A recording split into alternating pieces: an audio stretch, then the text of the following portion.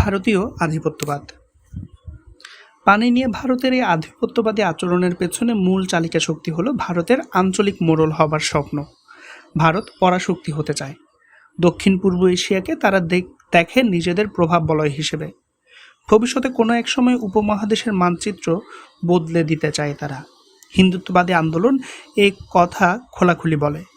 অখণ্ড ভারত প্রতিষ্ঠার নামে কাছাকাছি ধরনের সম্প্রসারণবাদী আকাঙ্ক্ষা রাখে অন্যান্য রাজনৈতিক শক্তি এবং ভারতীয় রাষ্ট্রযন্ত্রের বিভিন্ন অংশ।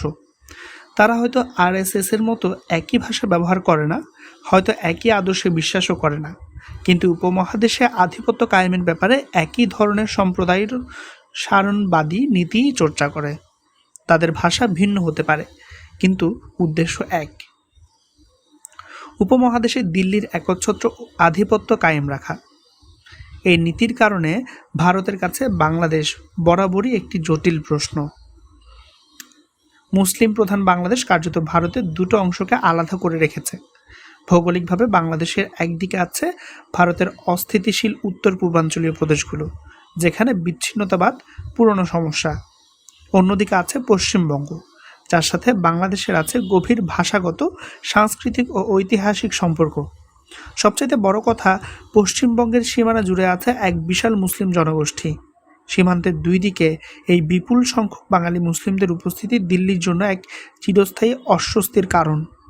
দিল্লির ভয় হলো শক্তিশালী বাংলাদেশ ভবিষ্যতে এই জনতাত্ত্বিক ও সাংস্কৃতিক সমীকরণগুলোকে ব্যবহার করে ভারতের অখণ্ডতাকে চ্যালেঞ্জ করতে পারে। তাই ভারতের নিরাপত্তা বিশ্লেষকদের চোখে বাংলাদেশের স্বাধীন ও শক্তিশালী অস্তিত্ব সবসময়ই এক নিরাপত্তার সংকট। এ কারণে দল মত নির্বিশেষে সব ভারতীয় সরকারই বাংলাদেশকে অস্থিতিশীল করার চেষ্টা চালিয়েছে। আধিপত্য ধরে রাখার জন্য দশকের পর দশক ধরে বাংলাদেশে তারা গড়ে তুলেছে শক্তিশালী গোয়েন্দা নেটওয়ার্ক। সহায়তা দিয়েছে বিভিন্ন বিচ্ছিন্নতাবাদী আন্দোলনকে, সেই সাথে চালিয়েছে নানা নাশকতামূলক কর্মকাণ্ড। এর সবচাইতে জলজ্যান্ত প্রমাণ স্বাধীন বঙ্গভূমি আন্দোলন আর পিলখানা হত্যাকাণ্ড। 1953 সালে ভারতের মদদে স্বাধীন বঙ্গভূমি আন্দোলন শুরু হয়। আন্দোলনের ঘোষিত লক্ষ্য ছিল দক্ষিণ পশ্চিমাঞ্চলের 6টি জেলাকে বাংলাদেশ থেকে ছিঁড়ে নিয়ে আলাদা হিন্দু প্রজাতন্ত্র বা বীরবঙ্গ তৈরি করা। বাংলাদেশকে দুই টুকরো করার এই চক্রান্ত চালানো হয় ভারতের প্রত্যক্ষ মদদে এবং তাদের মাটি ব্যবহার করে।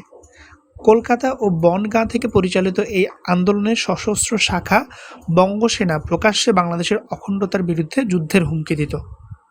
তার চেয়েও ভয়াবহ আঘাত ছিল 2009 সালে পিলখানা হত্যাকাণ্ড। মাত্র দুদিনের এই হত্যাযজ্ঞে প্রাণ হারায় সেনাবাহিনীর 57 জন অফিসার। 1971 সালে পুরো 9 মাসের যুদ্ধে সব মিলিয়ে যতজন সেনা অফিসার মারা গেছে, পিলখানার হত্যাকাণ্ডে হত্যা করা হয়েছে তার চেয়েও বেশি অফিসারকে। এই ঘটনার মাধ্যমে কার্যত বাংলাদেশের সীমান্তরক্ষী বাহিনীর কার্যকারিতাকে গুঁড়িয়ে দেওয়া হয়েছে। প্রচলিত সামরিক লজিক অনুযায়ী ভারতের আগ্রাসনের বিরুদ্ধে বাংলাদেশের ফার্স্ট লাইন ডিফেন্স বা প্রথম প্রতিরক্ষা ব্যূহ হলো সীমান্তরক্ষী বাহিনী আর সেনাবাহিনী। পিলখানার মাধ্যমে এই ব্যূহকে ধসিয়ে দেওয়া হয়েছে। ভারতের আধিপত্যবাদী নকশা বাস্তবায়নের পথ নিরঙ্কুশ করতেই যে এই ম্যাসাকার চালানো হয়েছিল তা আজ স্পষ্ট। আগামীতে ভারত এ ধরনের আরও নানা প্রকল্প চালিয়ে যাবে তা নিঃসন্দেহে বলা যায়। এছাড়া আওয়ামী লীগের মতো রাজনৈতিক দল এখানকার সাংস্কৃতিক ও মিডিয়া অভিজাতদের সবচেয়ে প্রভাবশালী অংশ এবং ব্যবসায়ীদের একটি মহলও ভারতের এই আধিপত্যবাদী প্রকল্পের গুরুত্বপূর্ণ স্তম্ভ। ভারতের শক্তিশালী গুপ্তচর নেটওয়ার্ক বাংলাদেশের সক্রিয় বিভিন্ন স্তরে। উপরের সবকিছু এই কৌম ও জমিনের অস্তিত্বের জন্য হুমকি।